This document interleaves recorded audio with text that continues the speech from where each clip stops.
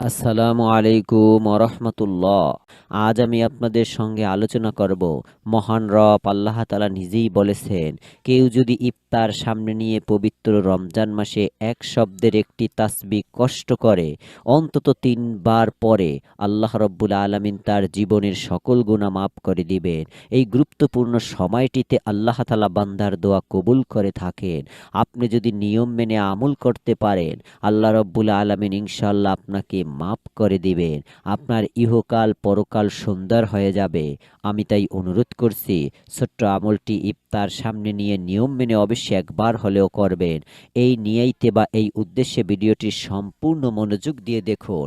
আর যারা এই মুহূর্তে ভিডিওটি দেখছেন, আপনাদের কাছে আমরা প্রত্যেকটা ভিডিওতে অনুরোধ করে থাকি, আমরা এই প্রথম কোনো প্রকার মহিলাদের ছবি, হারাম কোনো ছবি ছাড়া ইউটিউবে ভিডিও দিয়ে ইসলাম প্রচারের চেষ্টা করছি।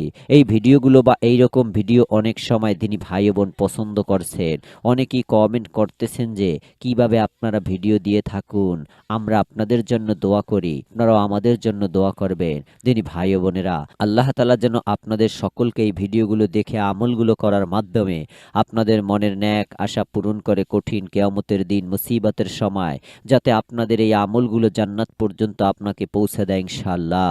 তাই অনুরোধ করছি, আপনারা যারা আমাদের নতুন ভিডিওগুলো আপনার মোবাইলে দেখতে চান, তারা অবশ্যই ভিডিওটির নিচে দেখুন সাবস্ক্রাইব লেখা আছে, তার উপরে সাবস্ক্রাইব লেখার উপর একবার চাপ দিয়ে রেখে দিন। ইনশাআল্লাহ আমাদের ভিডিওগুলো আপনার মোবাইলে পৌঁছাতে থাকবে। চলুন আমরা সম্পূর্ণ ভিডিওটি দেখা শুরু করি। ইফতারের পূর্ব মুহূর্তে রোজাদার ক্ষুধা পিপাসায় ক্লান্ত শ্রান্ত থাকেন। এটি এই দোয়া কবুলের গুরুত্বপূর্ণ একটি সময়। হাদিসে আছে, মহানবী সাল্লাল্লাহু আলাইহি সাল্লামের ইরশাদ করেছেন, ইফতারের সময় রোজাদারের দোয়া নিশ্চয়ই ফিরিয়ে দেওয়া হয় না। ইবনে মাজাহর একটি হাদিস, অর্থাৎ কবুল করা হয়। আল্লাহর নবী বিশ্বনবী সাল্লাল্লাহু আলাইহি সাল্লাম নিশ্চয়ই কথাটি বলেছেন, অর্থাৎ দোয়া কবুল হয়। দিনী ভাই ও বোনেরা, গ্যারান্টি বলা যায়। অন্য হাদিসে রাসূল সাল্লাল্লাহু আলাইহি সাল্লাম বলেন, 3 ব্যক্তির দোয়া ফিরিয়ে দেওয়া হয় না, বরং কবুল করা হয়। সুবহানাল্লাহ। 1. পিতামাতার দোয়া, 2. রোজাদারের দোয়া এবং 3. মুসাফিরের দোয়া। অর্থাৎ আপনি রোজা রাখা অবস্থায় যখন ইফতার সামনে নিয়ে দোয়া করবেন, আল্লাহ রব্বুল আলামিন এই বিষয়টি অত্যন্ত পছন্দ করেন। কারণ আল্লাহ তাআলা দেখেন এবং ফেরেশতাদেরকে ডেকে বলে যে, দেখো আমার বান্দারা আমার নাম না বলা পর্যন্ত, অর্থাৎ সময় না হওয়া পর্যন্ত, আজান না দেওয়া পর্যন্ত তারা একটি খানাও খাচ্ছে না, এত খাবার সামনে রাখা পর্যন্ত। এবং এই সময় যদি আমার বান্দারা আমার কাছে কিছু চায়, আমি তাদের চাওয়া পূরণ করেই দেব। সুবহানাল্লাহ। তাই আমরা ইফতার সামনে নিয়ে অবশ্যই ছোট্ট একটি তাসবিহ অন্তত 3 বার পাঠ করব। সকলেরই জানা আল্লাহর প্রশংসা বাক্যই হলো তাসবিহ। তার নামের তাসবিহ কত মধুর, শান্তিদায়ক তা আল্লাহর প্রেমিকেরাই উপলব্ধি করতে পারে। অর্থাৎ যারা এই তাসবিহগুলো বেশি বেশি নিয়মিত পড়ে, যে বা যারা ব্যক্তি জীবনে একবার হলেও তার প্রেমে পড়েছেন কিংবা তার তাসবিহ এর স্বাদ গ্রহণ করেছেন, তারাই জানেন যে আল্লাহর তাসবিতে কি স্বাদ বা মহত্ব নিহত রয়েছে। আল্লাহ তাআলা তাসবিহ মূলত মানুষের মনের সুখ শান্তি লাভের এক অনন্য মহা ঔষধ। তাই তো আল্লাহ তাআলা বলেন, যারা বিশ্বাস করেছে এবং আল্লাহর স্মরণে যাদের হৃদয় প্রশান্ত হয়, জেনে রাখো আল্লাহর স্মরণে এর প্রধান বৈশিষ্ট্য এই যে উহা দ্বারা অন্তরে প্রশান্তি লাভ করে। সূরা রদে আল্লাহ রব্বুল আলামিন নিজেই বলেছেন, এছাড়াও অন্তরে প্রশান্তি লাভের পাশাপাশি আল্লাহর তাসবিহ আদায়ে দুনিয়া ও পরকালে বান্দার রয়েছে বিরাট প্রতিদান।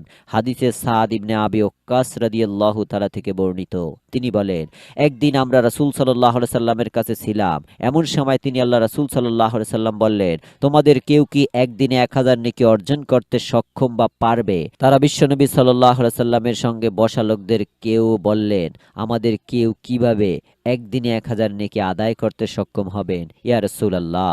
তখন নবী করিম সাল্লাল্লাহু আলাইহি সাল্লাম বলেন, কেউ যদি একদিনে শুধুমাত্র 100 বার সুবহানাল্লাহ পড়ে, তাহলে তার জন্য 1000 নেকি লেখা হবে, অথবা 1000 গুনাহ মাফ করে দেওয়া হবে।